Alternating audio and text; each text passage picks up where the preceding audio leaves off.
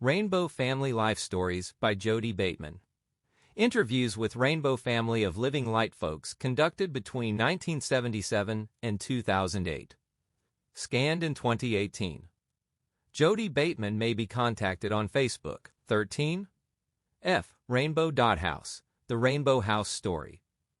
From the Austin American-Statesman, March 9, 1978, by Jim Barry, with comments by Jodey and Richard. With comments in brackets on the story by me, Jodey Bateman. This story was written by one of a pair of reporters disguised as hippies who were staying at the Rainbow House the night of the shooting. I had been at the house before this shooting, and I arrived again as the body was being carried out, so my comments are about exactly the same conditions Jim Barry witnessed. Jim Barry. An Austin police officer tagged the Rainbow House at 3406. Guadalupe a cesspool. 30 to 40 people occupying a once fashionable residence just a few blocks north of the main drag. A two-story 10-room house gutted of furniture and replaced by rows of beds fashioned from 2x4s, raised 3 inches off the floor, lining the living and dining room walls. Of rafter rats who stake out a sleeping pad by placing a 6-foot-long sheet of plywood in the attic. Of an all-too-obvious lack of toilet facilities, from the appearance of the rooms and an almost overwhelming odor at the front door. There were 3 toilets and 2 functioning bathtubs in the house. The bathtubs were in almost constant use while I was there. The floors were swept every morning. There was no overwhelming odor. Of the many occupants with open and running sores, including several who looked no more than 14 to 16 years of age, and a boy no more than 8 years old. I saw a couple of people with cuts, but certainly not many occupants. The 8-year-old was with his mother. Of an L-shaped garage at the rear of the house, used as living quarters by another 15 to 20 young men, where they heaped rags on the floor to sleep on. And no sign of toilet facilities. I didn't see rags heaped on the floor out there, just mattresses with old blankets on them. And there was a toilet.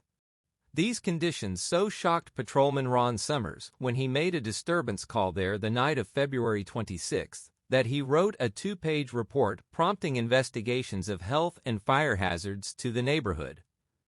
Before the week was out, city building inspectors had their own probe going and cited numerous violations of the city building code. The Building Standards Commission ordered a hearing held March 15 to consider reduction of the occupancy load or in order to vacate the premises. Police officers have suspected the commune-type dwelling was being used as a safe house for runaways, drug abusers, and other street characters seeking refuge from the law. Officers who have been to the house in recent weeks checking on reported runaways have been refused admission beyond the first floor. It's very difficult, Assistant Police Chief George Pfeiffer says. We can't just go through there shining a flashlight and shaking people down. We have to go by the law.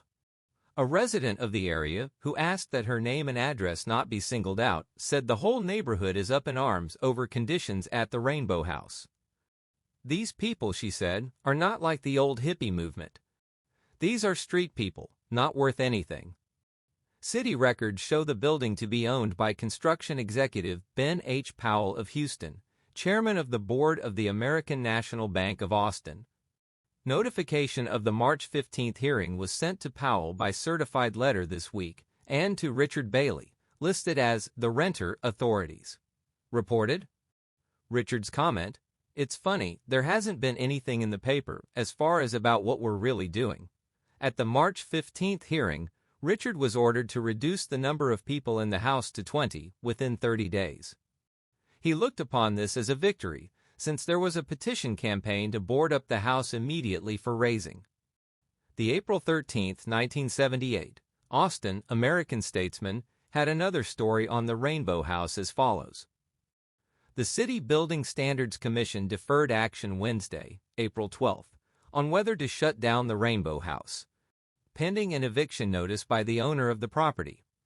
At the same time, the Commission by a vote of 7-1 extended a variance it granted at the last meeting, requiring the residents of the house to reduce occupancy to no more than 20 overnight guests.